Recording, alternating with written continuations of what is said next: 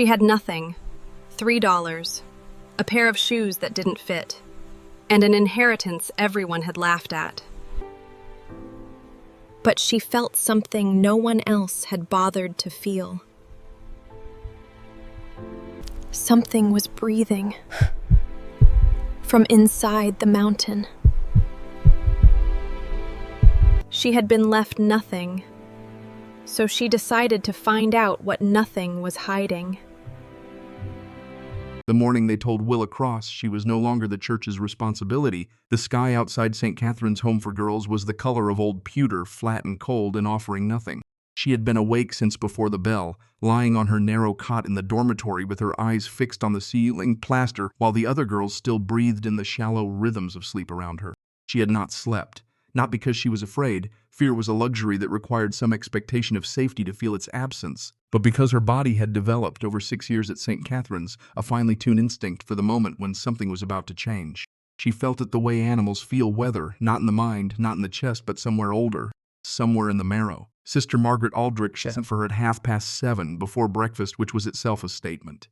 At Catherine's, order was the closest thing to theology. Breakfast happened at 7:45. Prayers happened at 7. Summons happened after, never before.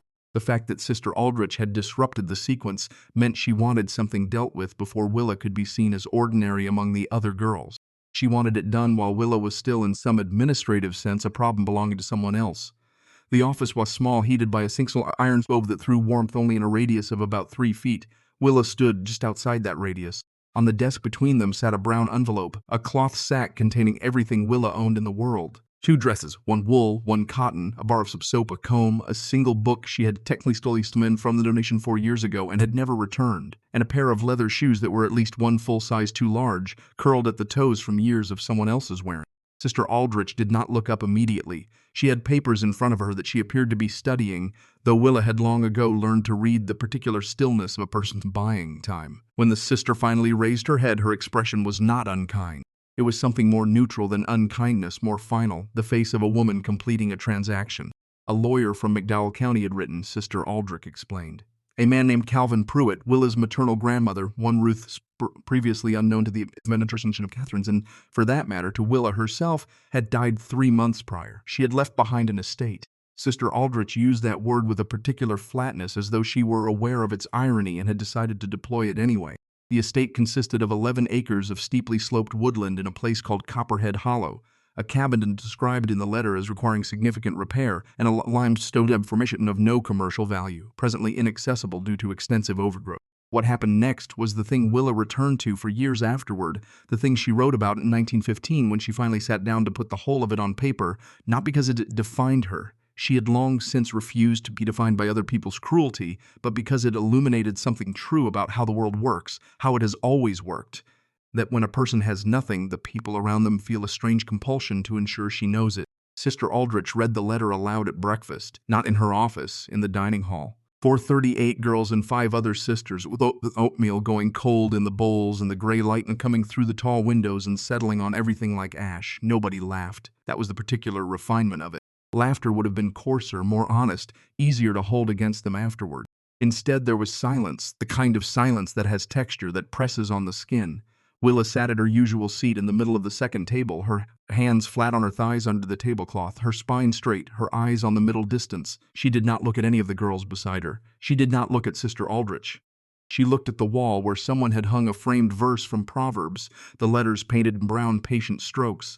A virtuous woman is a crown to her husband. She read it 3 times slowly while the letter was being read. It was the only way she knew to be somewhere else while remaining in her body. When the reading was finished, Sister Aldrich folded the letter and tucked it back into its envelope. The girls were dismissed to morning prayers. Willa was told to collect her things. She had stopped crying at St. Catherine's at the age of 12. Not because she had stopped feeling. That was a mistake people made about her. Always the assumption that stillness meant emptiness. But because she had spent enough time in that place to understand that tears were currency in a closed economy, and the only thing they purchased was the temporary satisfaction of whoever was watching. She kept her currency. She spent it when she was alone, if she spent it at all. In the 6 years she lived at St. Catherine's, she cried precisely 3 times. Once when she arrived, once when she understood her mother was truly not coming, once in the small hours of a February night when she allowed herself for exactly 15 minutes to grieve the father she had lost at 7 years old. After the 15 minutes were up, she had pressed her face into the rough pillow and breathed until the thing passed. Then she had lain awake until morning, reading by the light that came under the dormitory door, her stolen botany book open on the mattress beside her. Her father's name was Henry Cross. He had worked the seams for the Norfolk and Western Railway's coal operation in McDowell County since before Willa was born, one of hundreds of men who went into the mountain each morning carrying their lamps and their lunches and came out at shift's end gray with dust, blinking at whatever light remained of the day. Henry Cross was not exceptional among those men in most ways that the world counts exceptional. He was not large, he was not loud, he did not drink to the point of ruinous or spend his wages on things they couldn't afford. What he was, and what Willa did not understand until much as later, was a form of grace, was literate in a way that mattered. He read everything he could get his hands on, the company newspaper, the almanac, the instruction manuals for machinery he would never operate, the King James Bible his own mother had given him at 14. He taught Willa her letters from a combination of those sources before she was 5, tracing them on the floorboards with his finger, his voice patient and specific. This is A. This is the shape of the sound at the beginning of apple, at the beginning of axle, at the beginning of Appalachia, which is where we live and which is a word worth knowing how to spell. When the sealing of the No. 3 drift failed in the October of 1880, Henry Cross was somewhere in the interior of the mountain. 7 men were recovered. Henry Cross was not among them. The company paid his widow $8, a figure that represented in their accounting the totality of what a man's life was worth when subtracted from its ongoing usefulness to the operation, and informed her that the company house would need to be vacated within 30 days. Willa was 7. She remembered the 30 days with a specificity that never faded, her mother moving through the rooms with the careful deliberateness of someone trying to appear functional, neighbors bringing food that nobody ate, the particular sound the empty drawers made when her mother pulled them open one by one to check that nothing was left inside. Her mother, Ellen Cross, born Ellen Sparrow of McDowell County, was not a woman who talked about her feelings. She was a woman who moved through them like weather moves through a valley, completely quietly, leaving the landscape altered without ceremony. She had married Henry Cross at 17, moved into the company house, planted a kitchen garden in the strip of ground between the back wall and the coal dust, raised Willa in 2 rooms with a 3rd room they called the parlor, because hope is its own form of interior design.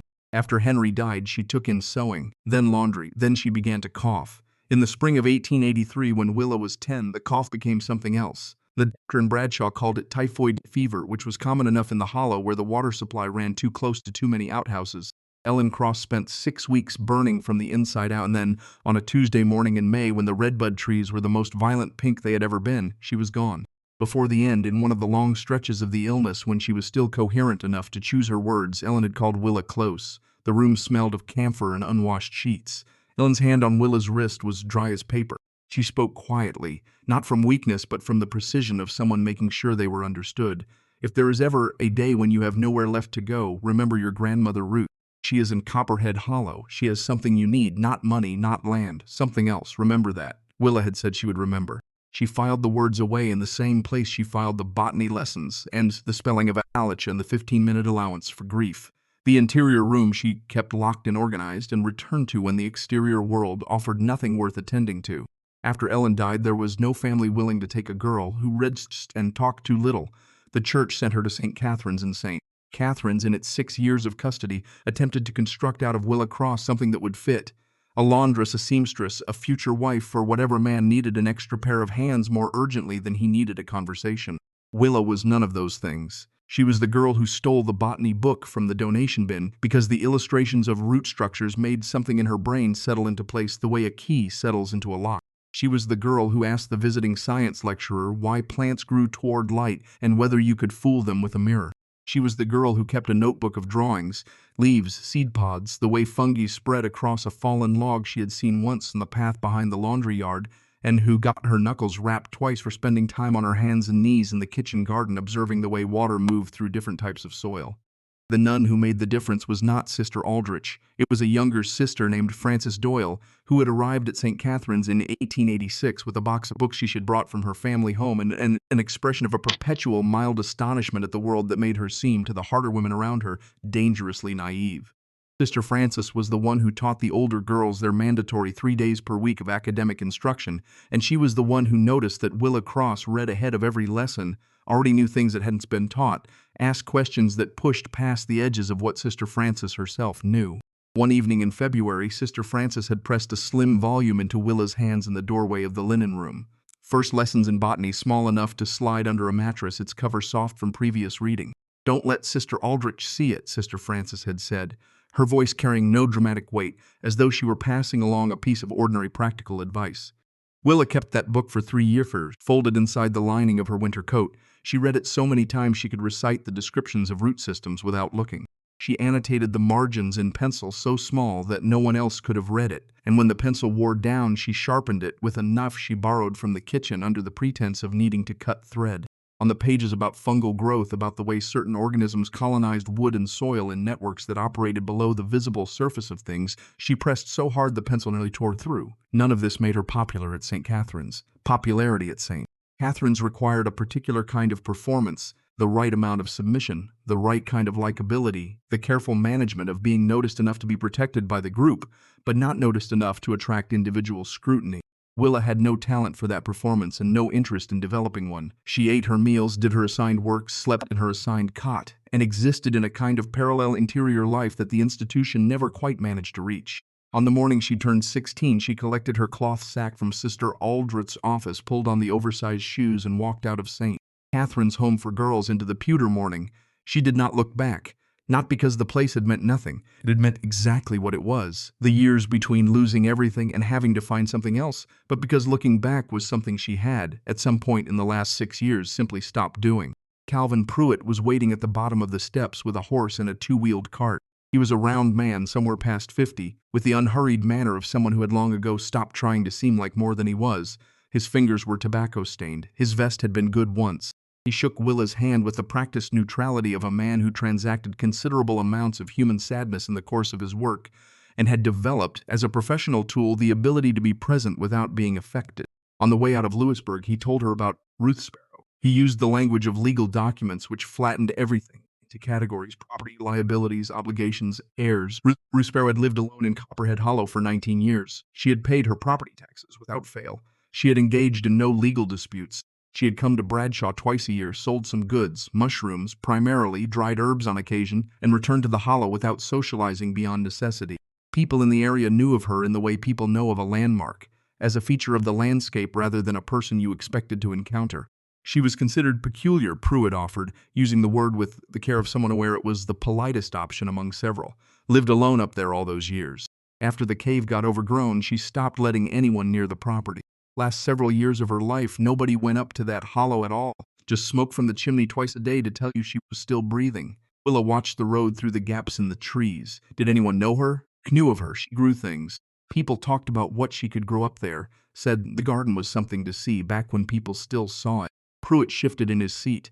"I never went up myself. Never had cause. When she stopped coming to town, I sent letters on the county's behalf about the property taxes. She sent back payment in cash. No note. That was the extent of our relationship." "What about the cave?" Pruitt was quiet for a moment. "The cart wheels found a rut in the road and climbed out of it. I've never been inside. Don't know anyone who has, not in 20 years at least. The whole entrance got swallowed by kudzu and wild grape sometime in the early part of the decade. Your grandmother never cleared it. Nobody knows why." He paused. "Like I said, peculiar." They traveled the rest of the way mostly in silence, which suited Willa. She was cataloging. She did this when she needed to think without being visible. She took the available information, sorted it, identified what was missing, and set the gaps aside like spaces in a puzzle where something would eventually fit. What she had: a dead grandmother she had never met, a piece of nearly inaccessible land, a cabin in uncertain condition, a cave nobody had entered in 2 decades. What she didn't have: any understanding of why Ruth Sparrow had left all of it to a girl she had never spoken to. What her mother had told her: not money, not land, something else. Pruitt left her at the place where the track ended and the hollow began. The path forward was barely a path at all. 2 ruts pressed into the mud by wheels that hadn't passed in years, disappearing into a tunnel of rhododendron so dense the light inside it had a greenish underwater quality. He handed her the rusted key, $3 in worn bills, the handshake that carried its apology in its brevity. "Cabin's about a quarter-mile up," he told her. "The cave's behind it, somewhere up the hillside. You'll have to find it yourself." He hesitated, which was the most human thing he'd done in 3 hours. "There's a woman named Agnes Dodd 2 miles down the creek. She's old but capable. If you need something in the first few weeks, she'd be your closest neighbor." Then he turned the cart and drove back toward the road without looking back, and Willa was alone in a way she had not been alone before. Not the aloneness of a dormitory where you happen to have no allies, not the aloneness of grief with its temporary borders, but the absolute geographic aloneness of a hollow in the mountains of West Virginia in March of 1889, where nobody knew her name, and the silence was so complete she could hear her own breathing. She picked up her cloth sack and walked into the rhododendron tunnel. The path was soft with years of fallen leaves decomposing into something that smelled of iron and earth, and the particular sweetness of decay that is underneath its name, just transformation. The rhododendrons pressed close on both sides, their thick waxy leaves brushing her shoulders, the light filtering through them in slanted pieces. Willa had read about rhododendrons in the botany book. Acid-loving, shade-tolerant, indicator species for poor soil. A fact without judgment, the way most botanical facts were. The soil here was not good for most things. She filed this away. The cabin appeared at the end of the path like something that had grown rather than been built, low and dark-timbered and sunk slightly into the hillside behind it, its roof listing at one corner where a beam had given way under the accumulated weight of seasons. The stone chimney stood solid, which was something. The walls were sound. Through the single window, Willa could see that someone had kept the glass, which meant the winters hadn't broken it, which meant either luck or maintenance, and she suspected the latter. She tried the key in the door. The lock resisted, then surrendered, and she pushed into a room that smelled of dried herbs and old petroleum and something underneath both of those. Something mineral, like limestone, like deep earth, that she couldn't name yet but would come to know as intimately as her own skin. The room was small, organized with the severity of someone who had no tolerance for excess. A bed, a table, a cast-iron stove, a woodbox half full of split wood that someone, Ruth herself presumably, sometime before she died, had stacked with the meticulous care of a person who found meaning in the right alignment of objects. Along every windowsill, ceramic jars sealed with cloth and twine labeled in handwriting that was spidery with age but still precise. The labels named things Willa mostly didn't know: bloodroot, spites, black cohosh, lobelia, and flatasanta. She touched one jar and then withdrew her hand. The books occupied a set of shelves built directly into the log wall beside the stove, not novels. Not the Bible, though there was one, pushed to the far edge with the resigned quality of something kept out of obligation. The others were working books, a treatise on soil chemistry, its spine cracked from repeated opening, a volume on mycology, the study of fungi, so heavily annotated in pencil that the margins had almost as much text as the printed pages, a guide to native medicinal plants of the southeastern mountains, a dense agricultural pamphlet on the management of root vegetables in cold storage. Beside these, placed with the care of something more valuable than it suggested, a series of composition notebooks, 4 of them, their covers worn soft with handling, lined up in chronological order by year. The first one was dated 1870. The last one was dated 1888, and on its final page, in handwriting that shook slightly, age, perhaps, or the concentration of someone who knew they were writing for someone who wasn't there yet. Ruth Sparrow had left the following: "The cave holds everything. If the girl comes, if Ellen's daughter comes, as I believe she will, she must clear the entrance. The vines are the lock. What's behind them is what I built in 19 years. Do not be afraid of the dark inside. The dark inside is the safest part. Be afraid only of leaving without looking." Willa read the passage 3 times. Then she sat down on the edge of Ruth's bed, which was made with the tight corners of a woman who had made her bed every morning for 19 years without expecting company, and she pressed her palms flat against the worn quilt and breathed. She had been prepared, in the practiced way of someone who has spent 6 years preparing for disappointment, to find nothing here. A derelict cabin, a useless piece of ground, the hollow satisfaction of confirming that hope was correctly expensive. She had not been prepared for this, a woman who had known she was coming, a message left across here, a door she had been specifically invited to open. She found the letter in the 3rd notebook, pressed between 2 pages on the subject of inoculating wood with fungal spores. It had been there long enough that its edges had taken on the slight yellowing of the surrounding paper, as though it had been absorbing the notebook's silence, waiting. The handwriting on the outside was not Ruth's. Willa recognized it immediately, the way you recognize a voice in the dark. It was her mother's. Ellen Cross had written to Ruth Sparrow in the spring of 1882.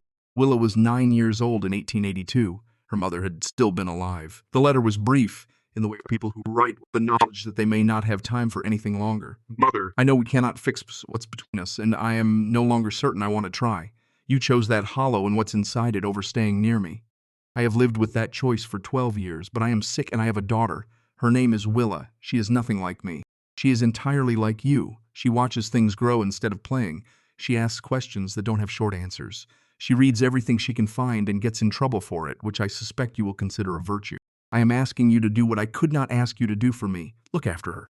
Not with money, not with land, with what you've built. She will need it more than she knows, and she will know how to use it." There was no closing, no signature, just the words and then the edge of the paper. Willa sat with the letter for a long time. The stove had gone cold. Through the window, the light was shifting toward afternoon, the particular thin gold of early March when the sun has height but not warmth, angling through bare branches in long pale strips.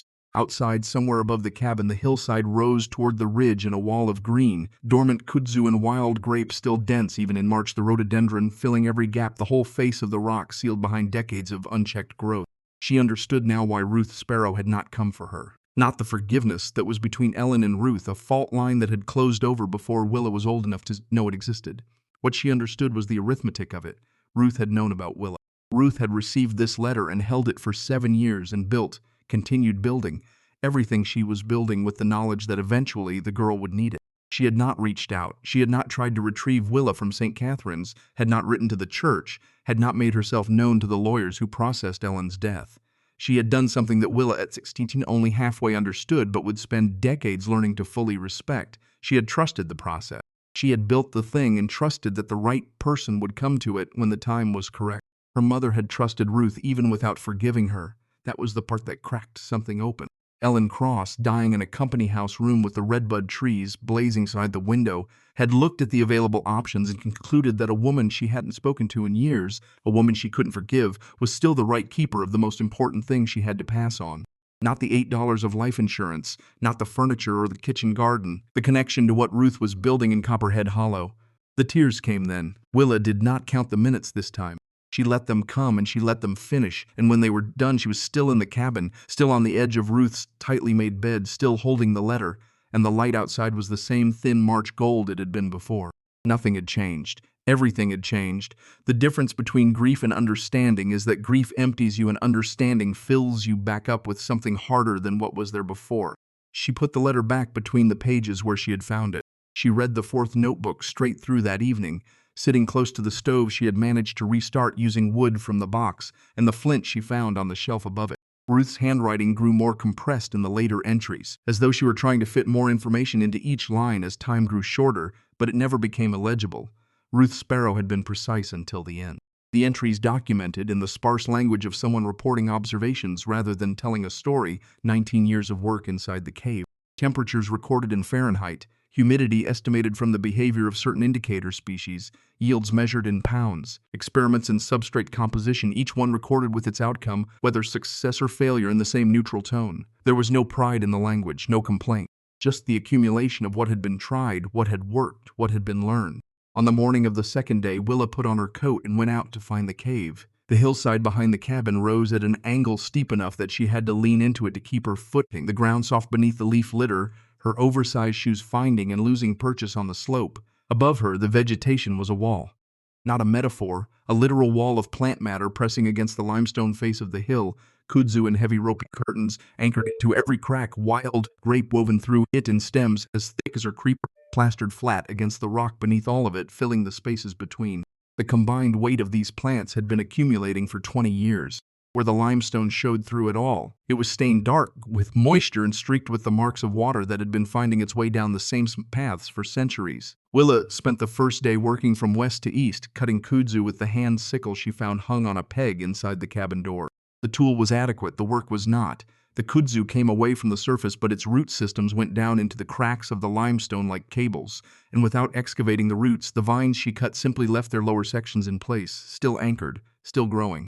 By the end of the afternoon, her hands were raw, and the section she had cleared looked barely different from the section she hadn't. She stood at the bottom of the slope and looked at what she'd done and was honest with herself about it in the way she'd learned. Honesty was necessary when there was no one else to be honest for you.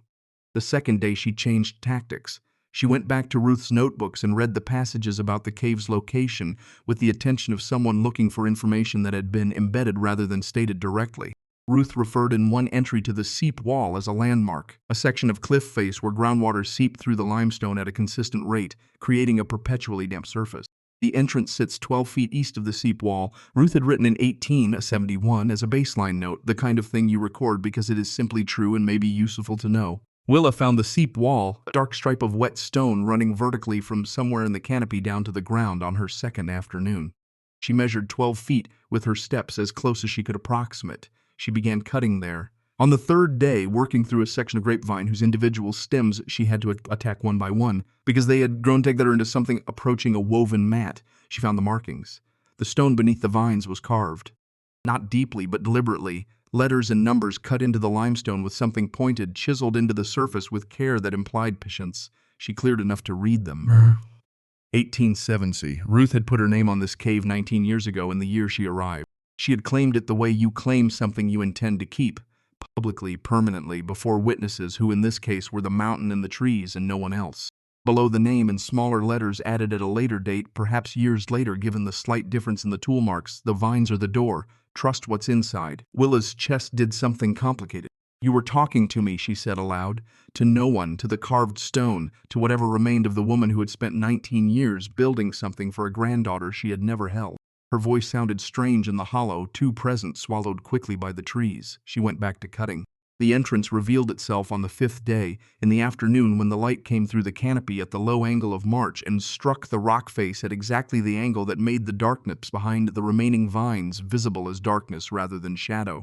She had felt the air 2 hours earlier, a breath of cold against her face that came from nowhere, constant and clean 55 degrees in a world that was 40. She had followed it with her hands as much as her eyes, pressing her palms against the rock and moving toward the source of that exhaled cold until the sickle broke through into open space and she heard distantly the sound of water moving underground. The entrance was 5 feet wide, 6 feet tall, framed by limestone that had been worn smooth by centuries of air moving through it.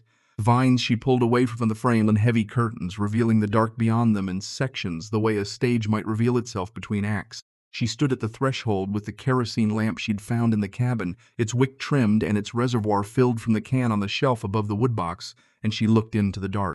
Before she went in, she looked back at the carvings. Sparrow, 1870. I'm here, Willa Cross said, 16 years old, wearing shoes that didn't fit, carrying everything she owned in a cloth sack that was currently sitting on the floor of a one-room cabin a quarter-mile down the slope. No family, no money, no plan beyond the next 5 minutes. Standing at the entrance of a cave that a woman she had never met had spent 19 years filling with something Willa didn't yet understand, she lifted the lamp and stepped inside. The first 30 feet were limestone passage. Walls close enough to touch on both sides, floor worn smooth, the dripping of water somewhere ahead growing louder as she moved toward it. The temperature dropped further. She could feel it settling over her like a second coat, even incomplete, the absolute temperature of the Earth's interior which has no interest in seasons. Her breath made faint clouds in the light. Then the passage opened. The main chamber was larger than the cabin, larger than the dormitory at St. Catherine's, larger than anything she had a ready comparison for in her experience of interior spaces. Her lamp threw a circle of warm light that didn't reach the ceiling or the far wall, which meant the space swallowed it, which meant the space was genuinely large. She stood at the near edge of it, adjusting to the scale of what she was in, and then she lowered the lamp and began to see what was in it with her. The logs were first. Long sections of split oak and tulipa poplar arranged in rows across the chamber floor, cut to uniform lengths, their ends dark with something that was not rot, was the opposite of rot, was growth. Pale gray fans of fungal tissue spreading from the wood in overlapping shelves, dozens of them on a single log, hundreds across the rows. Above them, shelves built from rough-cut boards and anchored with iron spikes into the cave wall held bags of material, straw, wood chips, something dark, from which more fungi pushed through cuts in the fabric, cascading down in clusters that caught the lamplight and returned it softly, as though they were generating their own dim illumination from within. From frames bolted to the ceiling hung strings of bags that swayed almost imperceptibly in the cave's internal breath, each one bearing its own slow eruption of pale tissue reaching down toward the floor. She walked the length of the chamber. She counted species she recognized from Ruth's books: oyster mushrooms, coridan, grayo, and silfern from the log ends, shiitake pushing through bark in disciplined rows, lion's mane tumbling from the high shelves in white cascades. In the deepest part of the room, where the temperature dropped another degree and the humidity thickened enough to feel on the skin, clusters of something yellow-gold and ruffled that she had no name for, growing in a medium Ruth had engineered from materials Willa couldn't yet identify. She stood among all of it for a long time with the lamp held still.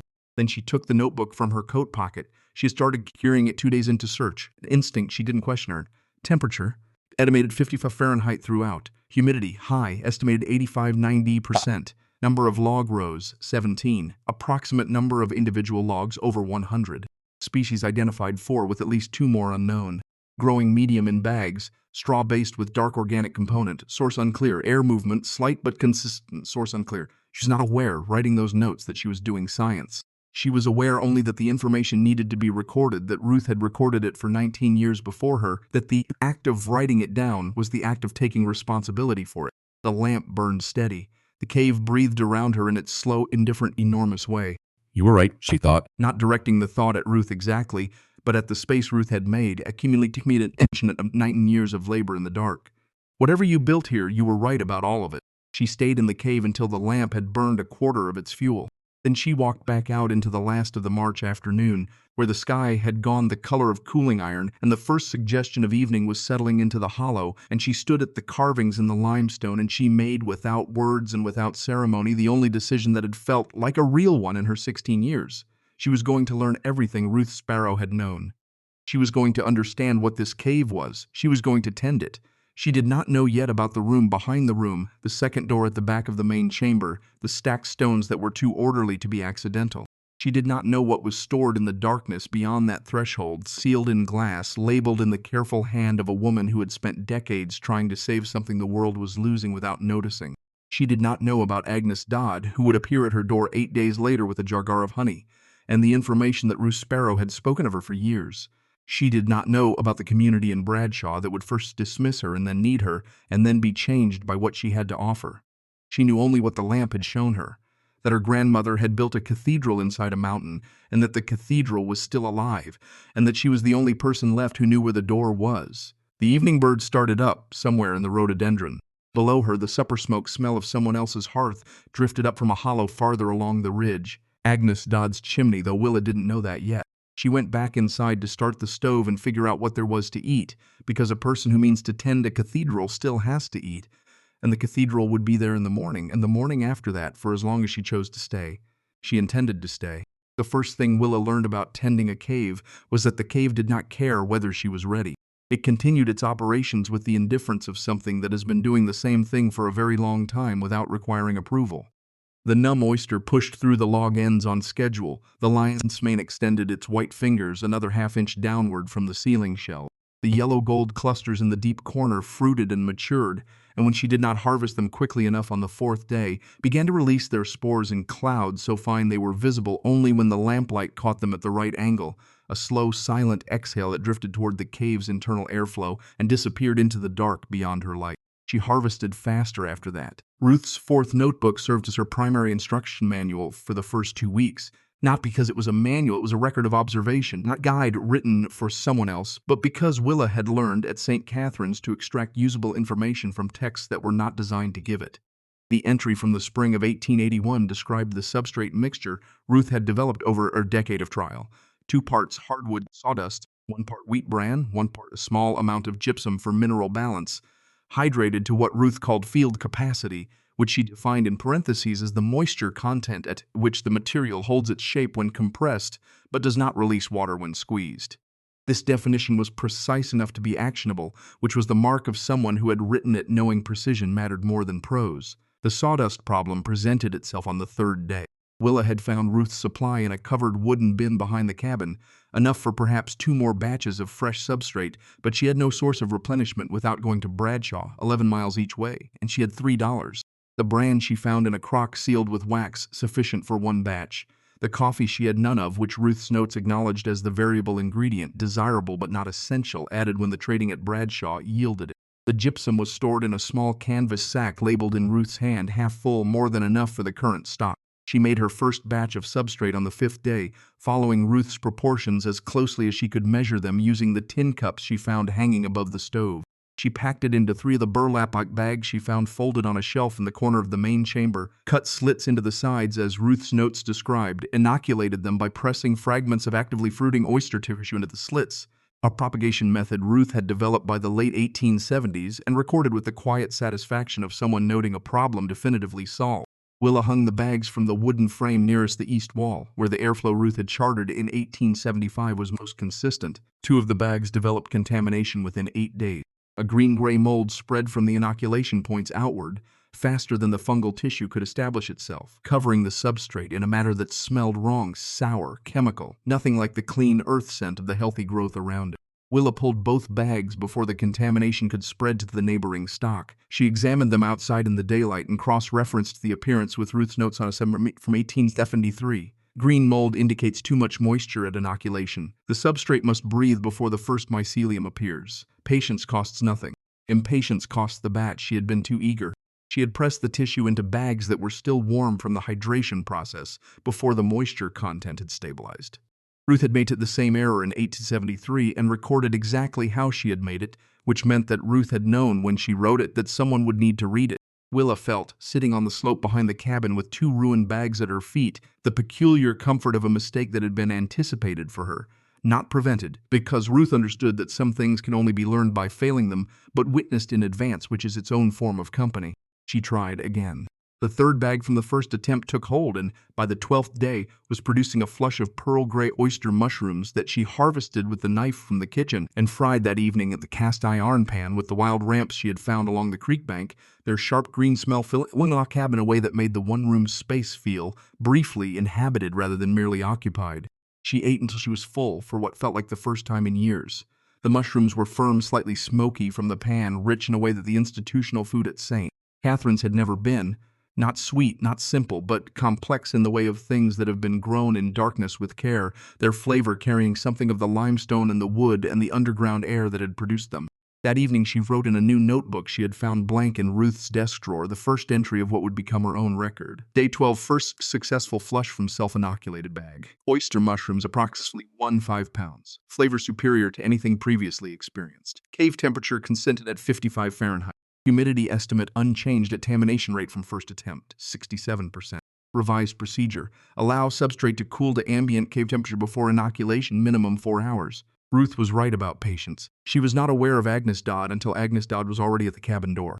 It was a Tuesday morning in the 3rd week of April, clear and cold, the dogwoods along the creek below the hollow just opening their 4-petaled flowers in the pale way of early spring. Willa was outside splitting wood for the stove. She had found the axe in the lean-to, its head sound but its handle in need of rewrapping, which she had done with a strip of leather from an old harness in the same lean-to. She heard footsteps on the path from below before she saw who was making them, which gave her a moment to assess, regular, unhurried, the pace of someone who had made this walk before. Agnes Dodd was a tall woman, or had been before age had rounded her forward slightly at the shoulders, still taller than most when she straightened, with a face that had been weathered by 70 years of mountain seasons into something that looked less like age than like rock, formed by process, harder for it, not unkind but not soft either. She carried a mason jar of honey in one hand. She looked at Willa with the careful measuring look of someone accustomed to making accurate assessments of what she saw. "You're the Cross girl?" "Ruth's granddaughter, not a question." Willa confirmed it. Agnes studied her for another moment. "Ruth said you'd come. Said you'd be 16 when you got here, more or less, and that you'd be thin from the church home and that you'd have her eyes." A pause that contained some private calculation. She wasn't wrong on any count. Agnes set the honey on the porch step. She had made the walk, she said, because Ruth had asked her to years ago in the specific way Ruth asked for things. Not directly, not with explanation, but with the reasonable expectation that a woman who had kept her word for 30 years would keep this one. Agnes had received baskets of mushrooms from Ruth for 15 years, left at the bottom of the path twice each autumn, no note, never a request for anything in return. The baskets had stopped 4 years before Ruth died, when Ruth had stopped coming out of the hollow entirely. Agnes had accepted the stopping the way she accepted most things, as information about a situation she couldn't change. She knew about the cave in the way people know about things they have never seen, as a fact with edges blurred by distance. Ruth had mentioned it occasionally, obliquely, the way you mention the load-bearing wall of your house when someone asks why a particular room is configured as it is. Agnes had never asked to see it. Ruth had never offered. She said the cave was private, Agnes told Willa, settling onto the porch step with the ease of someone who has earned the right to sit wherever she chooses. Not secret. Private. There's a difference. A secret is something you're ashamed of. Private is something you're careful about. What Agnes gave Willa in the weeks that followed was not warmth. She was constitutionally unsuited to warmth as an interpersonal strategy, but competence, which was worth considerably more. She came twice a week, never stayed longer than 2 hours, never arrived without bringing something practical. A sack of dried beans, a block of salt pork, a handful of seed envelopes she had been keeping through the winter. She showed Willa how to read the color of the creek to know whether rain had fallen upstream. She demonstrated, without much patience for repetition, the correct method for splitting shingles from straight-grained wood using a froe, which Willa found in the lean-to without knowing its name until Agnes named it. She explained which plants along the hollow's edges were edible at which stage of growth, which were medicinal, which were neither. She did not explain why she was doing any of this. She did not offer comfort or perspective or the soft reassurances that people imagine other people need. She simply arrived, assessed what needed doing, did it, or showed Willa how, and left. On her third visit, Agnes looked at the hillside behind the cabin, At the cleared space around the cave entrance, the stacked cut vines, the raw limestone now visible where Willa had worked, and was quiet for a moment. Ruth sealed the entrance herself. The statement was offered without drama, a piece of information Agnes had held for years that had now become relevant. I watched her do it from down below the path one autumn about 20 years ago. She pulled the Van Gogh out herself and let the kudzu come. I thought she was losing her mind. Turned out she was just thinking longer than most people think. The detail settled into Willa with the weight of confirmation. Not surprised, because the nail holes in the limestone had told her the same thing the day she found them, but the satisfaction of a theory meeting its proof. Ruth had not been overtaken by the vegetation, she had recruited it. She had understood that the most reliable lock was one that looked like neglect rather than intention, that the world is full of people who will not bother to clear what appears to be simply untended, because effort requires a belief that something is there worth finding, and most people prefer to be certain before they try. Through May, as the hollow warmed and the rhododendrons along the path threw their heavy pink blooms, Willa's routine settled into something that bore the shape of a life. Mornings in the cave, checking the existing logs, harvesting what was ready, making notes on the rate of growth and the condition of the substrate, adjusting the hanging bags for optimal airflow based on the changes in the cave's internal currents that Ruth had documented with seasonal precision. Afternoons on the hillside or along the creek, gathering the wild plants that Agnes had identified as safe, building the kitchen garden in the strip of ground south of the cabin where the light was longest, working through the physical labor that the property demanded in the way of any living place, the mending, the carrying, the constant small acts of maintenance that are the actual texture of keeping something going. She found the second room in the 6th week. She had been exploring the cave's deeper passages with the methodical attention of someone reading a text she does not yet fully understand, moving the lamp slowly along the back wall of the main chamber, letting the light find the variations in the rock surface that suggested continuation rather than terminus. The crack was in the southeast corner behind the last of the log rows, narrow, barely wider than her shoulders, running from floor level up to about 5 feet and then pinching closed. She would have dismissed it as a fissure, one of many in the karst limestone, except for two things. The air coming through it was distinctly drier than the air in the main chamber. The stones on the floor immediately in front of it had been moved. Not fallen, moved. The displacement pattern was wrong for collapse. The pieces were too uniform in their placement, too deliberately arranged, the kind of order that doesn't occur when things fall but does occur when someone stacks them. Ruth had blocked this passage herself from the outside, using stones she had carried from elsewhere in the cave. The weight of the pile was not enormous, but its accumulation had been intentional, each piece placed to reinforce the ones beneath it. Willa spent 2 days moving the stones to the far wall of the main chamber, one by one, because the passage was tight enough that she couldn't manage more than one at a time without risking losing her footing in the dark. She worked by lamplight, stopping when the fuel ran low, returning when she had refilled the reservoir from the tin in the cabin. On the second afternoon, when the last stone was clear, she turned sideways, held the lamp ahead of her, and pushed through. The second room was not large, perhaps 20 feet across, its ceiling lower than the main chamber's, its walls closer together. But its atmosphere was entirely different. Drier, cooler by another 2 degrees, the air carrying none of the productive humidity of the main chamber, but instead a stillness that reminded Willa of the interior of the church at St. Catherine's on a weekday when no one was in it, not sacred exactly, but preserved, set apart from the ordinary passage of time. Along every wall, on shelves Ruth had constructed from boards and iron brackets driven into the limestone, were jars. She counted later and arrived at a number north of 200. Glass of every description, saison quart and pint sizes, old medicine bottles with cork stoppers, apothecary containers with ground glass lids, wide-mouth preserving jars sealed with wax cloth and wire bales, each one labeled in Ruth's handwriting, each label containing a dates mean a provenance. Willa moved the lamp along the first shelf and read as she went. Cherokee purple tomato from Mrs. Mary Birdsong, 1872. Greasy back bean, last known stock from Tuckasegee, carried out before the displacement, 868. Bloodycher corn from Mr. Ezra Harmon, 1865. His note said this was the last planting he knew of. Handy roaster squash, walking stick family, Quala 1870. Turkey crop from Mrs. Agnes Webb, Age 91, 4 generations in her family before her. Sparkled, prickled heirloom cornfield tomato from the Renfro family, Ashe County. Seeds of this type not seen in commerce since 1858. She moved to the next shelf. More beans, pole beans, bush beans, half-runner beans, each with its own history compressed into a few words on paper. Peppers, squash, gourds. Herbs whose names Willa recognized from Ruth's reference books and others she didn't recognize at all, labeled in a language she had no access to. Cherokee syllabary pressed into the small paper rectangles in Ruth's careful hands. Seeds for which Ruth had known the names but not the English ones, or perhaps had chosen to preserve the names as they had been given to her. At the back of the second room, on a shelf at chest height, placed slightly apart from the others with the unconscious ceremonialism of something treated as more significant, a jar labeled in larger letters than the stressed Trail of Tears bean. My mother gave me these when she left Georgia in 1838. Do not let them end with me.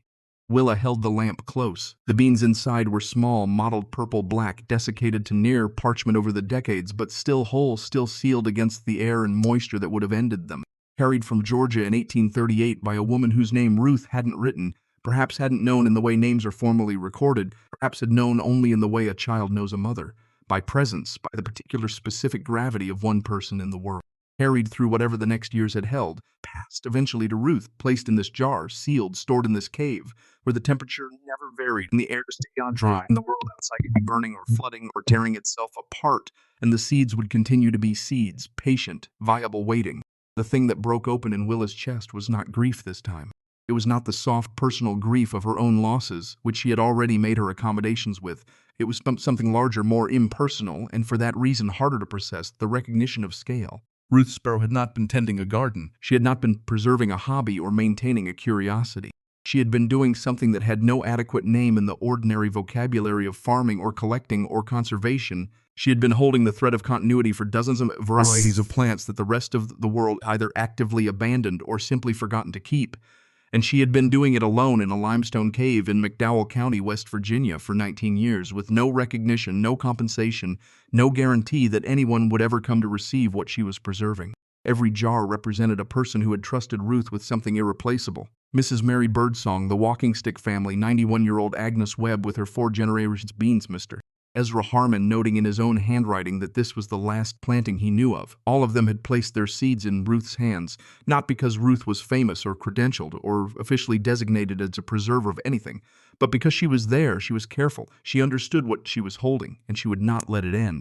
Willa sat down on the stone floor of the second room with the lamp beside her and the jar of Trail of Tears beans in her lap, and she understood with the specific clarity that comes only when you have been given the correct angle of light what her mother had meant. Not money, not land.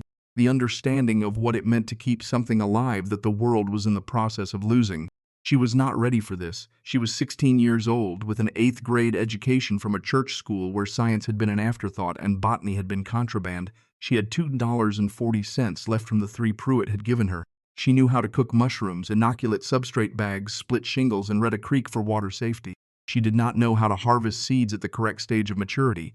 She did not know how to maintain the viability conditions for 200 varieties of plant genetic material. She did not know how to identify the gaps in Ruth's collection or how to source what was missing. She knew that she had to learn all of it. The alternative was not an alternative. She went back to Ruth's notebooks with new purpose. The first 3 she now understood documented the mushroom operation primarily, with scattered references to the seed collections as a secondary concern. She had been reading them as a technical manual for the cave. They were also a philosophical document. Ruth had been working through, in the language of observation, the question of what it meant to be responsible for continuity. In the margin of a 1879 entry on substrate moisture, Ruth had written in pencil so small Willa had missed it on the first pass. The mushrooms are the harvest, the seeds are the reason. One feeds the body for a season, the other feeds the possibility of bodies for generations. Do not confuse which is which. Through the summer of 1889, Willa ran the cave and studied simultaneously. She brought Ruth's mycology reference, the heavily annotated one, its spine so cracked it had to be held carefully or it would separate entirely, into the main chamber and read it by lamplight while the logs did their slow work around her. She matched Ruth's annotations against her own observations, building a vocabulary for what she was seeing. The white thread network she had noticed between the log sections in Part 1 was mycelium, the vegetative body of the fungus, the permanent underground architecture of which the mushroom was merely the temporary fruiting expression. Ruth had written about it in 1881 with the excitement of someone who has arrived at an insight that feels too large for the notebook containing it. The mushroom is not the organism. It is the announcement that the organism has decided to reproduce. The organism itself is invisible, connected, patient. It does not hurry. It does not stop. It is always already working beneath the surface of things. This is what I am trying to learn from. By July, Willa was producing reliable flushes from both the existing log stock and the new bags she had inoculated.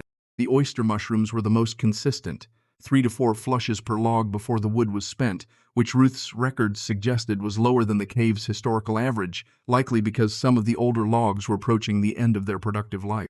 Willa began the process of replacing them, selecting sections from the tulip poplar she had identified on the south slope, cutting them to Ruth's specified lengths, drilling the inoculation holes in the pattern Ruth's notes described.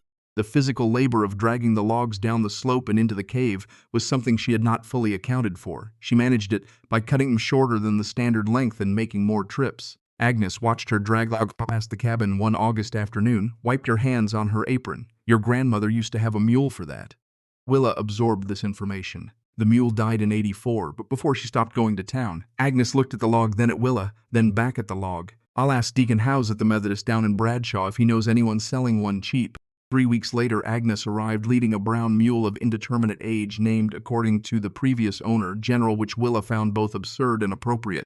She paid for it with 4 months of mushroom deliveries to Agnes to pass on, which was Agnes's arrangement to make, not Willa's, though Willa did not argue. General doubled her log hauling capacity and expressed no opinion about anything which Willa found companionable. She went to Bradshaw for the first time in September of 1889.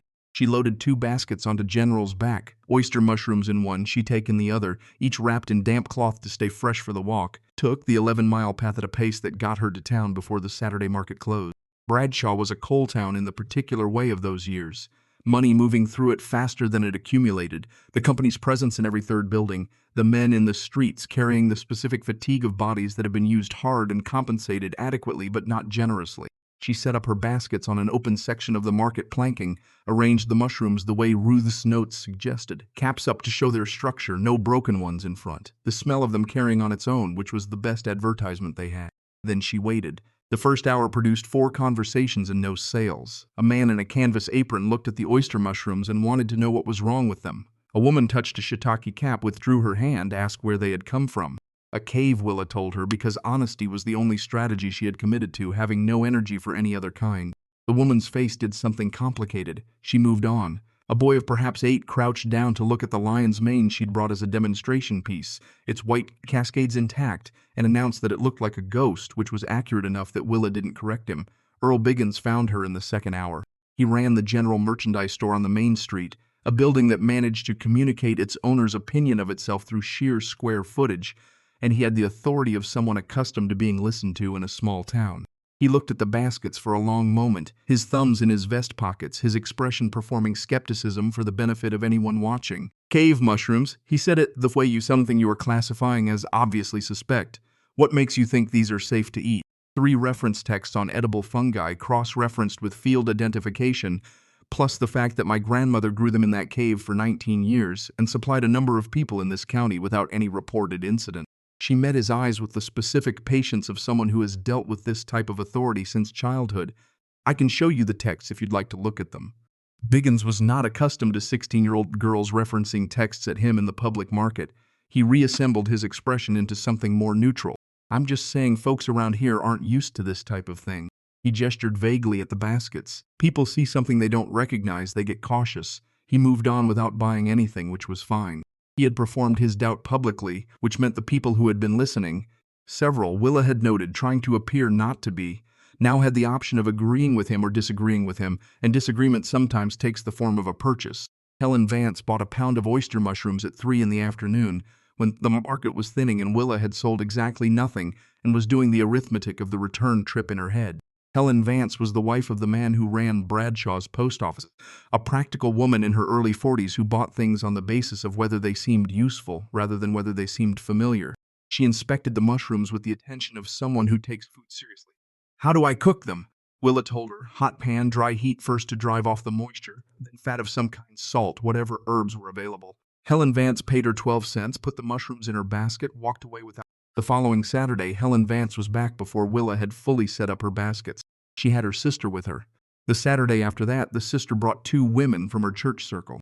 By the first week of November, when the mornings had gone iron cold and frost came to the hollow before dawn, Willa had a queue that formed before she arrived and a sellout rate that meant she was walking back to Copperhead Hollow with empty baskets and enough money to buy the supplies she needed for the next 2 weeks of cave operations. Earl Biggins bought mushrooms for the first time in January of 1890, during the stretch of cold that kept the meat deliveries from coming through reliably. He arrived at her market position, looked at the baskets, looked at the length of the queue ahead of him, took his place at the back of it without a word. When he reached the front, he bought 2 pounds of shiitake. Willa gave him the same price she gave everyone. He paid it. They're better than I expected. She didn't say anything. She didn't need to. The queue behind him had heard. Through the winter, with the market business establishing its rhythm, she worked the seed room with the focused attention of someone learning a second language by immersion. Ruth's notes on the seed collection were less systematic than the mushroom records, as though Ruth had considered the seeds a more private project, something she documented for herself rather than for instruction. Willa had to triangulate between what the notes said, what the reference books described, what the jars themselves showed her. She learned to assess viability by floating a sample in water. Seeds that sank were live. Seeds that floated had compromised embryos. She tested a sample from each jar, recorded the viability rate, set aside the jars that had dropped below 50% as the ones that needed immediate propagation if they were to survive another decade. The Trail of Tears beans tested at 78% viable. She held the test jar up to the lamp and looked at the small dark seeds resting on the bottom of the water, each one intact after more than 50 years in the dark, and felt something she later described in her 1915 notebook as the weight of what it means to be the next person in a long chain of people who did not let something die. She was careful with how she wrote about feeling. She had her grandmother's precision, her mother's compression, but this one she spent 3 lines on, which was unusual. Agnes Dodd came on a Thursday in late February, which was unusual. She typically came Tuesdays. She walked into the cabin without knocking, which was not unusual. She sat down at the table with the bearing of someone carrying information that has been sitting heavy. I heard something in Bradshaw yesterday that you should know. She set her hands flat on the table, a gesture Willa had come to associate with Agnes organizing a difficult subject. There's men from a Charleston company asking about property in this end of the county, asking who owns what, asking particular about properties with limestone on them. Willa's hands stilled on the notebook she had been writing in. They haven't come up here yet, Agnes continued, but the man who told me said they've been buying up mineral rights on 4 other properties in the last 6 months. Not the land, just what's underneath it. There's a kind of deed they use that lets them do that. Your grandmother knew about it. She had language in her deed that was meant to stop it. A pause that contained something Agnes was deciding whether to say. I don't know if the language is good enough. I don't know the law well enough to know. Willa closed the notebook. The lamp between them threw their shadows up the cabin wall, large and wavering. Outside, February wind moved through the hollow with the purposefulness of something that has nothing to stop it. She thought about the second room. She thought about the jar with the beans that a woman had carried out of Georgia in 1838 and never carried home again. She thought about Ruth pulling the wooden boards from the cave entrance and leaving the kudzu to grow across it instead. Not sealing the cave, but changing the nature of its concealment, making it look like abandonment rather than protection. Ruth had thought about this possibility. Ruth had apparently taken legal precautions. Whether those precautions were sufficient was a question that could not be answered by the notebooks or the reference books or anything in the cabin's single room. It was a question that required a different kind of knowledge than Willa currently possessed. I need to see the deed, Willa said. Her voice was steady in the way of someone who has decided that steadiness is the only thing they can control at the moment. The original deed. Whatever Pruitt has in his files in Bradshaw. I know where Pruitt's office is. Agnes pushed back from the table. She was 70 years old, had walked 2 miles through February cold to deliver this information, showed no particular interest in being thanked for it. I'll take you there Tuesday. It'll keep until Tuesday. She stood, straightened her coat. Ruth spent 30 years making sure that cave was still standing when you got here. A few more days won't undo that. After Agnes left, Willa sat at the table for a long time without lighting another lamp. The first lamp burned down to its wick and went out. She sat in the dark that remained. Not the cave's productive, temperature-controlled, inhabited dark, but the ordinary dark of a cabin in winter, full of the sounds of wood contracting in the cold. She thought about Ruth choosing this hollow over staying near Ellen. She thought about what that choice had built. She thought about what it would mean for that choice to have been for nothing. The cave appropriated, the seed room emptied or destroyed, the mycelial network broken by whatever a mining operation would do to the limestone substrate it had been growing through for 19 years. The answer she arrived at was not strategic. It was not a plan. It was simpler than that, more visceral, the kind of conclusion that settles into the body rather than the mind. She was not going to let it happen. Not by any specific means she had yet identified, but with the certainty of someone who has understood what is at stake clearly enough that the stakes themselves have become the strategy. Ruth had built in the dark for 19 years. She had been there 6 months. Whatever needed doing, there was time to learn how to do it, as long as she did not stop. She sat in the dark cabin in the February cold until she was cold enough that she had to move. Then she got up, rebuilt the fire, refilled the lamp, made herself something to eat from what was in the crock, went to bed, got up before dawn, walked to the cave to check the logs. The oyster mushrooms had put out another flush overnight, heavy and silver gray in the lamplight, the way they always did and indifferent to her concerns, faithful to their own process. She harvested them into the basket. She checked the second room. The jars sat on their shelves in the dry dark, unchanged, patient, holding what they held. She went back up to the cabin to pack for the Saturday market. Calvin Pruitt's office occupied a narrow storefront on Bradshaw Main Street, wedged between a hardware supplier on one side and a notary public on the other, as though the town had decided that all transaction requiring paper should occur within a single block. Willa arrived on Tuesday morning with Agnes beside her and $3 in her coat pocket that she did not intend to spend on a lawyer but was carrying in case she had no choice. Pruitt looked up from his desk with the expression of a man who has been surprised in a way he prefers not to show, then recovered his professional neutrality before it became a problem. The deed to Ruth Sparrow's 11 acres in Copperhead Hollow was in a folder that Pruitt located without much searching, which told Willa he had looked at it recently. He spread it on the desk between them. The document was dated 1870, the year Ruth had arrived, the year she had carved her name into the limestone above the entrance. The language was dense with the specific legalism of property transactions from that era, full of whereases and heretofores that Willa read past with the patience of someone who has learned that the meaning of a document lives in its details rather than its architecture. She found the clause on the second page, mid-paragraph, easy to miss if you were reading for the general sense rather than the specific. Including all subsurface formations as cave systems, karst features, mineral deposits, and underground waterways appurtenant to the above-described surface parcel, title to which shall pass in entirety to the grantee and shall not be severable from the surface estate by any subsequent conveyance or instrument of any kind. Below it, in a margin note written in ink that had aged to pale brown, requested this language specifically, unusual for the period, seller's attorney objected, buyer insisted. The initials beside the note were not Pruitt's. Ruth had known. In 1870, 19 years before Willow arrived, Ruth was one stint over some brush I drew crushed beat trumpet on mission choice me retail purchase properties so several risks the surface in the under in the ground to bearing retail retenibly that was extracted, sorted, or otherwise destroyed. The broad form deed was the instrument of that severance, and Ruth had closed it off before it could be applied. Pruitt confirmed it with the careful neutrality of someone who had already done the analysis. The deed language is sound. Unusual, as the notation says, but legally unambiguous. Whoever these Charleston men are, they have no mechanism to acquire the subsurface rights to that property without acquiring the surface as well, and they can only acquire the surface from you. He paused. Unless there's a tax default or some other judgment against the property, which there isn't. Willa folded the deed back along its original creases. Then I have nothing to discuss with them if they come. She stood. Agnes, who had said nothing during the entire meeting, also stood. At the door, Willa turned back. Who drafted this deed originally? Pruitt checked the file.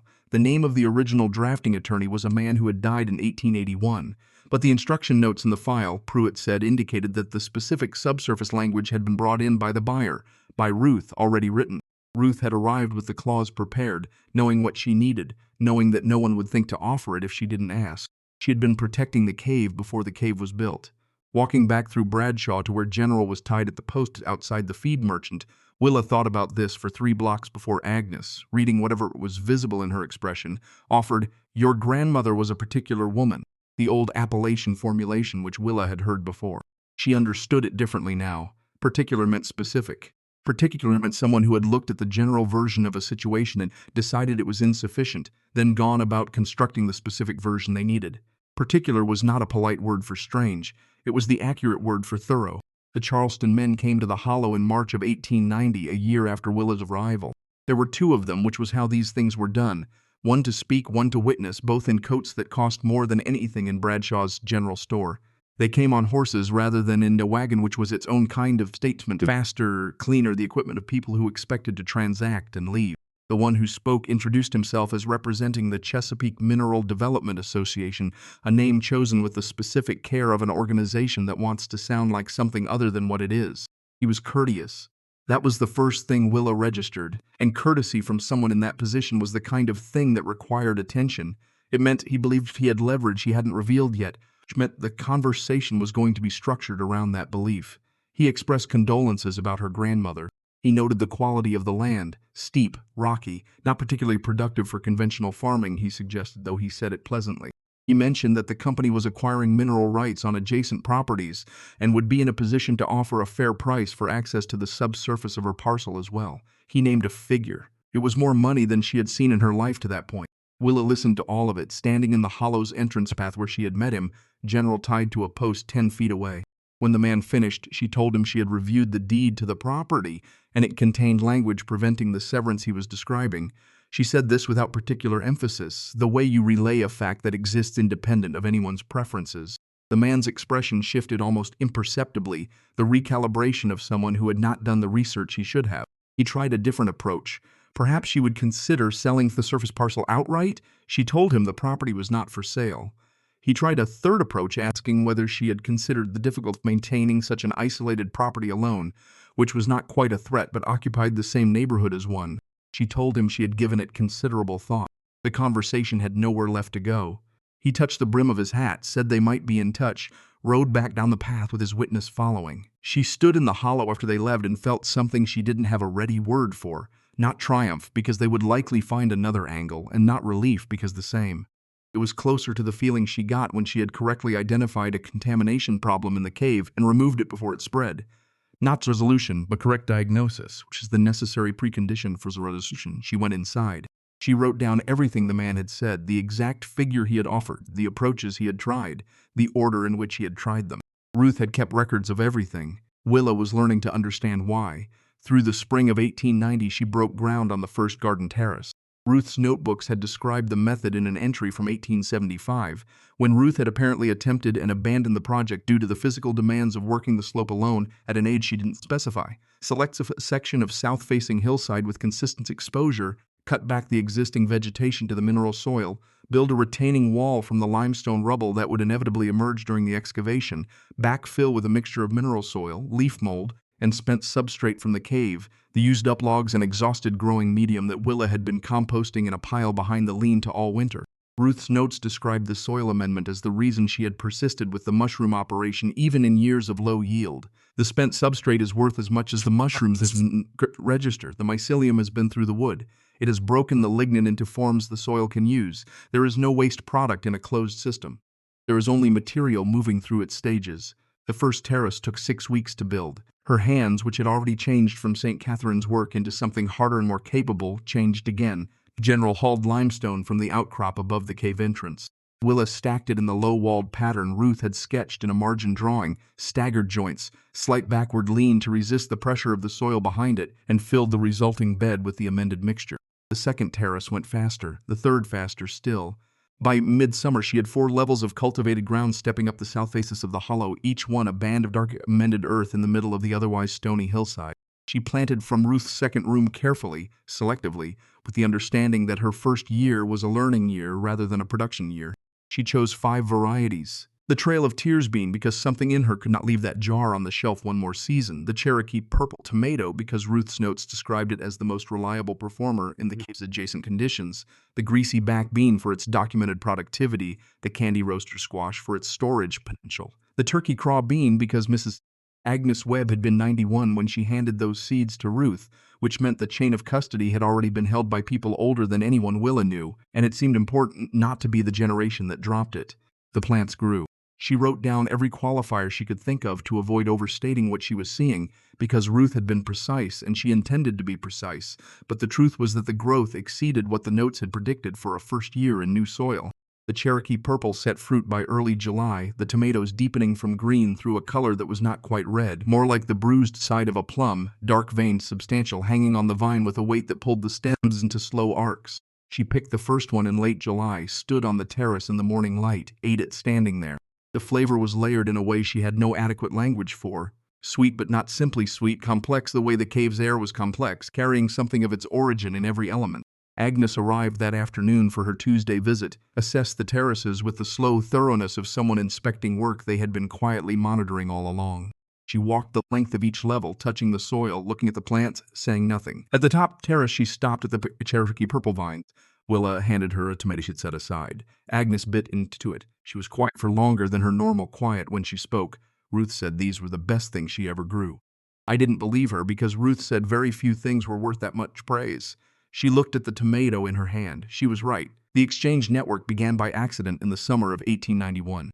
A farmer named Robert Calhoun from the next hollow over had heard, through the web of market conversation that passes through small communities with the efficiency of telegraph wire, that the Sparrow Place had corn varieties not seen in the county for a generation. He arrived on a Saturday morning without warning, which was how most things arrived in Copperhead Hollow, carrying a cloth sack and the cautious expression of someone who is not sure whether their business will be welcomed.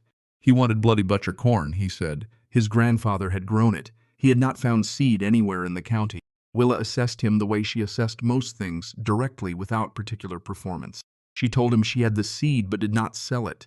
He could have a portion of what was in the jar in exchange for seed of comparable rarity, something he was growing that she didn't have, or something he knew of that she could locate. Yeah. He looked at her steadily for a moment, recalibrating, then nodded once. He came back 2 weeks later with a cloth sack of his own. Greasy cut short bean, a variety his wife's family had kept for 40 years, which Willa checked against Ruth's inventory and confirmed was not in the collection. She gave him bloody butcher corn. She labeled the greasy cut short with his name, his wife's family's name, the county, the year. By the autumn of 1892, she had received seed from 11 different families in McDowell County alone. The second room's shelves had added 2 new rows. She had begun corresponding by letter with a seed-saving network operating out of the Agricultural College at Morgantown, a loose association of professors and farmers documenting the disappearance of traditional varieties with the urgency of people watching something burn, and they had sent her, in exchange for duplicates from her collection, 7 varieties she had not had before. The correspondence with Morgantown was how Samuel Wynn's name reached her before Samuel Wynn himself did, a professor named Dr. Aldous Grant wrote in the spring of 1896 to tell her he was sending a former student her way, a young man who had studied agricultural science under the Morrill Act program, whose family had been in Logan County for 3 generations, who had expressed an interest in the practical application of seed preservation work. Dr. Grant's letter described Samuel Wynn in terms that were precise and unadorned, which Willa took as a mark in his favor. He was not being sold, merely introduced. Samuel Wynn arrived in June of 1896, which was 7 years after Willa had walked up the rhododendron path with her cloth sack. He was 28, lean in the way of men who work outdoors rather than in the way of men who don't eat enough, with hands that she noticed before she noticed his face, the hands of someone who had been working with foot since Ole's childhood, their roughness not incidental but trained in. He had walked the last 4 miles from Bradshaw because the path beyond the road was not passable by the wagon he'd hired, which was the correct decision, and told her something. He did not, as most visitors did, lead with what he wanted to know. He stood at the hollow entrance and looked at the terraces visible above the cabin, the 4 levels of dark soil in their limestone frames, the Cherokee purple in its July abundance, the bean vines at full extension, with the attention of someone reading a text rather than admiring a view. Then, what do you need help with? Not what do you have, not what are you doing here? But the only question that indicated he had understood, from whatever Dr. Grant had told him, that this was a working operation rather than a curiosity, she told him. She was direct about it because she had been running this hollow for 7 years on her own resources, which were considerable but finite, and because there was no time in her daily structure for the management of someone else's impression of her. She needed the legal situation regarding the property monitored. The Charleston Company had not returned after the first visit, but she had no way of knowing whether that meant withdrawal or regrouping. She needed a second pair of hands during the log replacement cycles in the cave, when the physical labor of moving the spent wood out and the new sections exceeded what she could accomplish at safe speed alone. She needed someone who understood the Morrill Act correspondence system well enough to navigate its institutional language, because her own letters to Morgantown were functional, but she knew they were not as effective as they could be. Samuel listened to all of it without interrupting, which was, she later wrote, the most compelling thing he did in the first conversation. He asked 2 clarifying questions when she finished, both of them specific and practical. Then he said he could address the legal monitoring through contacts he had from the Morgantown program, that he had moved considerable weight in agricultural contexts before, that he had written more letters to extension offices than most people in the state had written in total. He said nothing about himself that wasn't directly responsive to what she had described needing. He stayed in Bradshaw the first month, coming up to the hollow 4 days a week. He replaced logs without being shown twice how to do it. He reviewed the deed at Pruitt's office, consulted with contact at the State Bar in Charleston, came back with a written summary of the property's legal standing that was more thorough than Pruitt's verbal assurance had been. The Charleston Company had, his contact reported, quietly pivoted its attention to properties in Mercer County after encountering legal complications with 2 parcels in McDowell. The pivot was probably permanent. The conversation in which Willa told him about the second room happened in September, 3 months after his arrival. She had been deciding about it since July, which was the kind of deliberation she gave to irreversible decisions. Not anxiety, but the careful allocation of time to make sure the assessment was complete. She took him into the cave on a Tuesday morning, through the main chamber, through the passage into the second room. She held the lamp. She let him read the labels. He moved along the way he moved along the terraces, reading, not admiring. He stopped at the Trail of Tears beans. He read the label twice. He stood there for a long time, and when he finally turned, his face had the expression of someone in the presence of something that has shifted the scale by which they have been measuring things. "This is the most important room I have ever been in," his voice low, not rhetorical, the statement of a man making an accurate observation. "I don't mean that as a figure of speech." "I know you don't," Willa told him. "That's why I showed you." They worked alongside each other through the autumn of 1896 with the practical intimacy of two people sharing a small project of enormous consequence. He understood the cave's operations within 6 weeks well enough to run the morning checks without her. She trusted the legal summary he had produced in a way she had not been able to fully trust Pruitt's verbal version. He did not try to take over what she had built. He slotted into it with the specific intelligence of someone who has assessed a structure and understood where a second person fits rather than where they would prefer to fit. They married in the spring of 1897. The ceremony was at the Methodist Church in Bradshaw. The service short, the attendance limited to Agnes Dodd, Helen Vance, Calvin Pruitt, who came out of some sense of having been part of the beginning, Dr. Grant from Morgantown, who had made the introduction. Agnes gave Willa a handkerchief embroidered with a small R in the corner. Ruth's initial, Agnes explained, that Ruth had given to her years before, which Agnes had kept with the idea that it should go somewhere it was needed. Samuel expanded the mushroom operation with the systematic efficiency of someone who had studied agricultural economics alongside the biology. Drying facilities in a second lean-to for the preserved mushrooms that go up by mail order, a supply arrangement with 2 hotels in Charleston that gave the operation a stable institutional customer base alongside the Saturday market, a training system for 3 families in the county who wanted to start their own small cultivation operations using logs from the Hollow's surplus stock. Willa managed the cave itself, the seed collection, the correspondence network. The division was not assigned. It arrived naturally from the shape of their respective competencies. Their first child was born in 1898, a girl they named Ruth, which required no discussion. Their second, a boy, in 1901. Their third, another girl, in 1904. Each of them learned the cave's systems before they learned to write.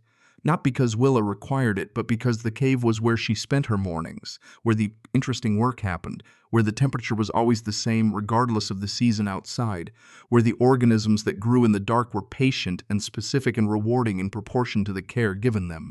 Children who grow up alongside work that has those qualities tend to absorb them. All 3 did.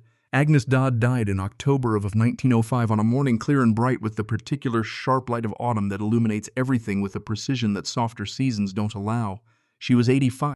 She had been slowing for 2 years, moving with the careful economy of someone managing a body that is beginning to set down its functions one by one, but she had come to the Hollow the Tuesday before her death, as she had come every week for 16 years, walking the 2 miles at a pace that was slower than it had once been, but still deliberate, still purposeful. She had drunk her tea. She had looked at the terraces, which were in their autumn state, the vines cut back, the beds mulched for winter, the retaining walls sound. She had said nothing about them that she hadn't said before, which was her version of approval. Willa buried her on the hill above the cabin, on the slope between the top terrace and the ridge, where the view down the hollow showed the whole of what had been built. The terraces in their limestone frames, the cabin with its repaired roof, the mouth of the cave behind it, the garden in the last of its season. She planted Cherokee purple tomato on the grave, not because Agnes had ever asked for anything, but because she had once sat on the terrace with a tomato in her hand and gone quiet in that particular way, and Willa understood that some things communicate themselves in the absence of ordinary expression. Agnes had not been soft. She had not offered comfort or performed warmth. She had come every week for 16 years because Ruth Sparrow had asked her to. She kept her word because somewhere in the years the obligation had become something that didn't require the original reason anymore. That was its own kind of devotion, the kind that outlasts the conditions that created it. Samuel stood beside Willa on the hill after they had finished. The hollow was very quiet. She never said she was glad she came, Willa said. Samuel looked at the grave. She came every week for 16 years, was Varus not correcting her, just completing the thought. I think that's what glad looked like for her. Harriet Stone arrived in September of 1910, 21 years after Willa had first walked the rhododendron path. She came in an automobile, one of perhaps a dozen in McDowell County at that point, which announced itself from a quarter mile away with its engine noise, bringing general ears to attention at the pasture fence and sending two of the younger chickens into the kind of alarm that served as the Hollow's general alert system. She was a botanist from the agricultural faculty at Morgantown, 43 years old, who had spent the previous 5 years documenting the loss of traditional plant varieties across the Appalachian region. She had heard about the Copperhead Hollow collection through the Seed Exchange Network. She had written 3 letters before making the drive, each one more specific in its questions, which Willa took as a mark of genuine engagement. She was not what Willa had expected, though Willa had learned by 1910 to keep her expectations porous. Dr. Stone had the efficiency of a person who is allotted exactly the time that is needed for a task and no more, combined with the capacity to entirely suspend that efficiency when something requires it. She shook hands with the directness of someone who does not use the gesture socially. She had brought a notebook, 2 reference texts, a hand lens, sample envelopes, a camera. She was prepared to work. Willa took her through the main chamber first. Dr. Stone examined the log rows, the ceiling bags, the wall shelves, made notes without commentary, asked 3 technical questions about the substrate composition that indicated she had read the relevant literature. In the deepest corner, she crouched beside the yellow-gold chanterelle-adjacent clusters that Willa had never been able to identify definitively from Ruth's books, examined them with the hand lens. Craterellus fax, Dr. Stone said, standing. Black trumpet variant. Extraordinary in cultivation. Most mycologists believe they can't be cultivated at controlled scale. Your grandmother apparently disagreed with most mycologists. Then Willa took her through the passage to the second room. She held the lamp, Dr. Stone, and she moved along the first shelf with the slow thoroughness of someone reading something that matters. She did not speak. At the second shelf she paused, leaned closer to a label, straightened, moved on. At the shelf with the bloody butcher corn from Ezra Harmon's 1865 note, she stopped. She read the label twice. She took out her notebook and wrote something. She went to the next shelf, stopped at the greasy back bean from Tuckasegee, stopped again at the turkey craw bean from 91-year-old Agnes Webb. When she reached the trail of tears beans at the back wall, she stood still for a long time. Then she sat down on the stone floor of the second room with the lamp beside her, her notebook on her knees, making no effort to write in it. Willa sat down across from her in the way she had learned to inhabit this room, without ceremony, without prompting anything, letting the space do what it did to people. Dr. Stone's voice, when it came, was entirely level. Do you understand what you have here? Some of these varieties. I've been looking for documentation of their continued existence for 5 years. This one. She touched the jar of bloody butcher corn without picking it up. The last confirmed planting of this strain in the literature I've been able to find was 1867. I thought the line was broken. She looked at Willa across the lamp. Your grandmother saved it. She saved most of them. Willa looked at the shelves.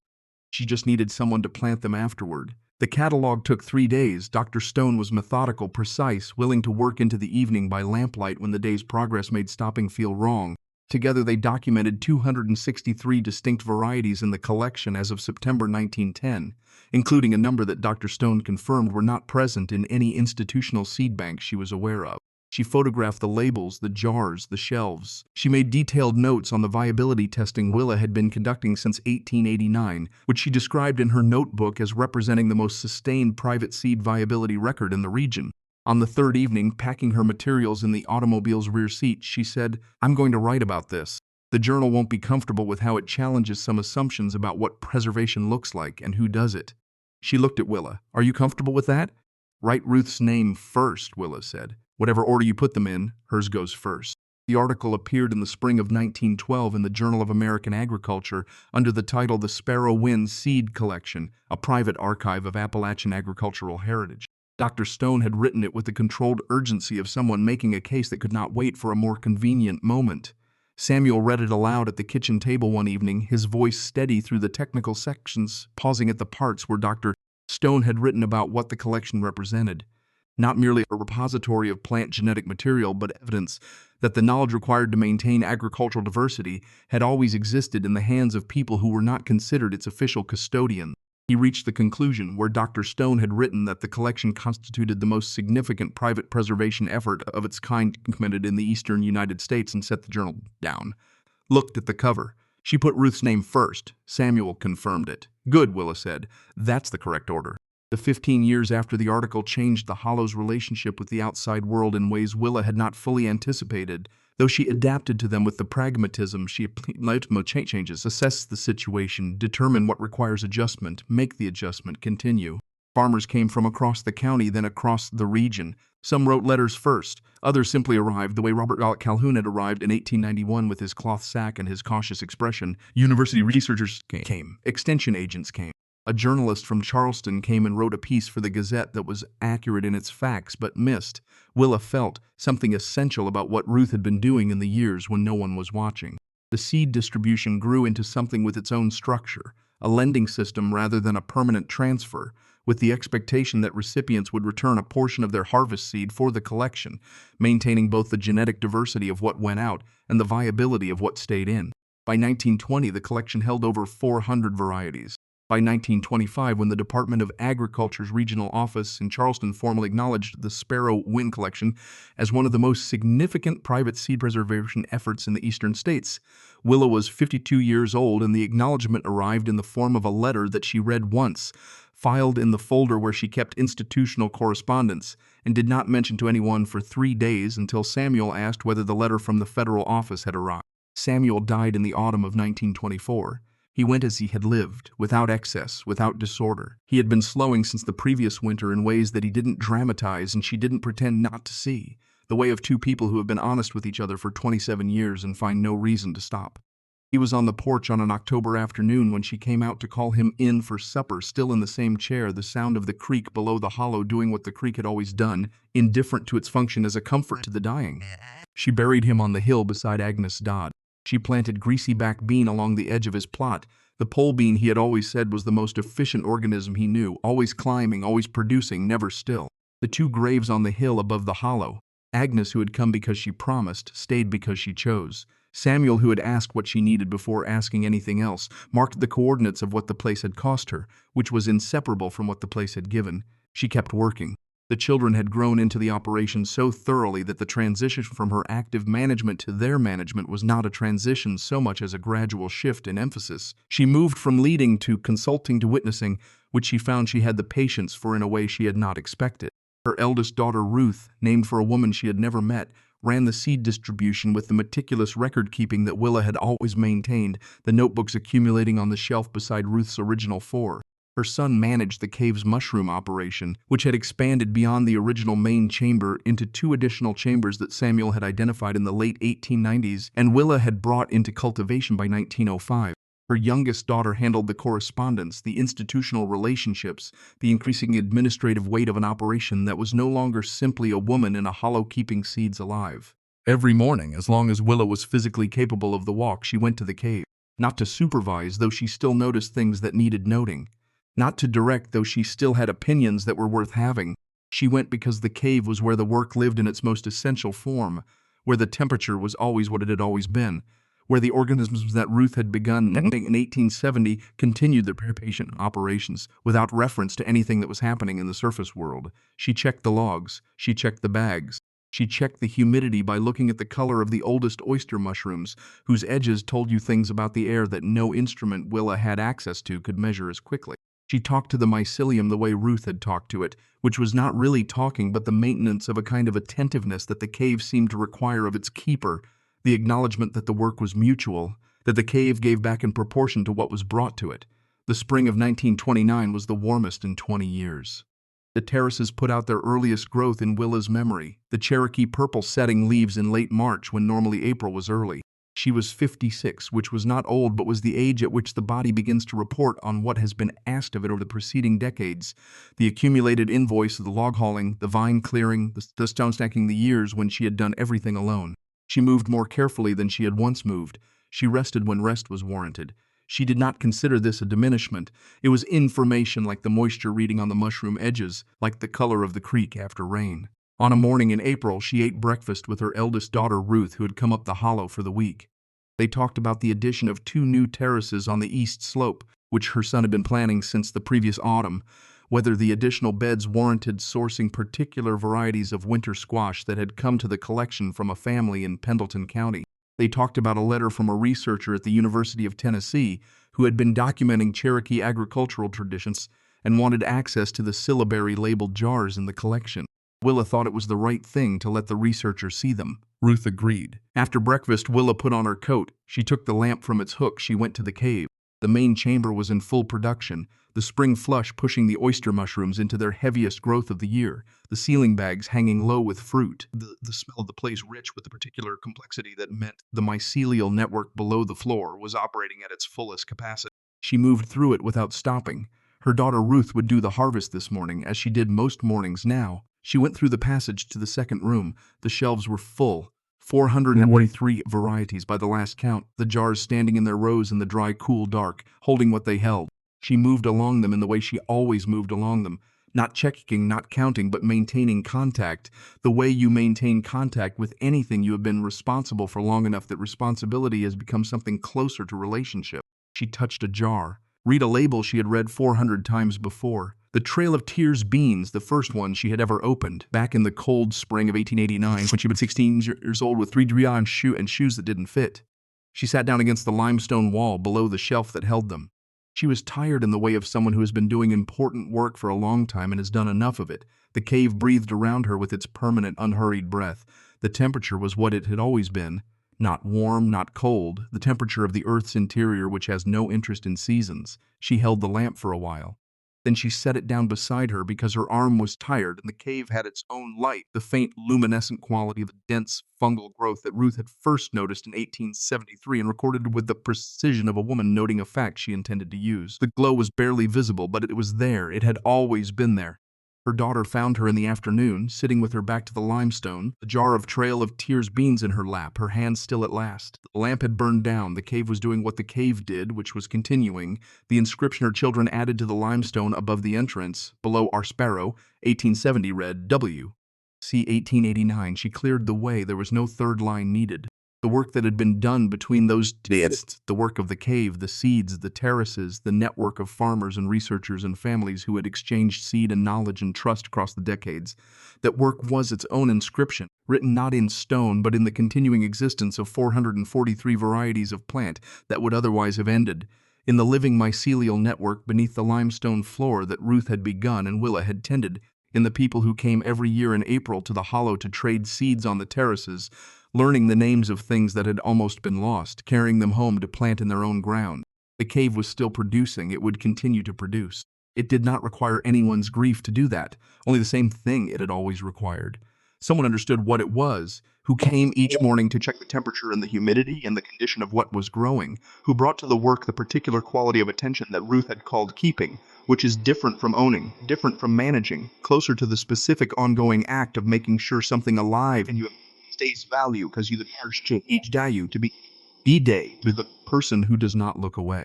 That was all it had ever required. That was Willa had understood by the end enough.